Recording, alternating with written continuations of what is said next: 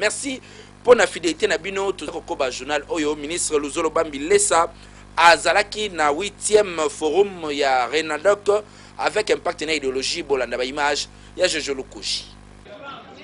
Nakati ya centre Ngandande clôture ya 8e forum national ya ba ONG de droits de l'homme ya RDC et Selemaki avec impact pays idéologie.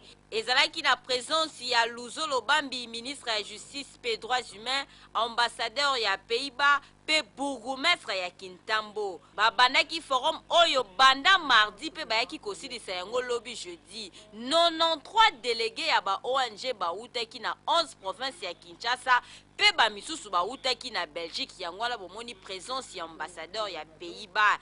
Ndenge président ya conseil d'administration ya Renadoc alobaki que bandeko oyo bazui ba mikano ebele pe ba résolution ebele ndenge bazui ba formation oyo bako aider RDC surtout na makambo tali élection makambo ya droit de l'homme ezala respecter ndenge ndeko oyo asololi comme ezali makambo maponami esengeli compétition électorale wana esalama na kimia na ko respecter moninga tosengi ete basala musala na bango na transparence pour égalité à chance ya batu nyonso oyo bako bunda pona ko na occasion ba élection esalama na ndenge ya malamu. Boyeba que ministre ya justice Luzolo Bambi apesaki ba brevet na ba oyo balandaki formation na bango kitoko pe nyonso elekaki na kimia ya solo.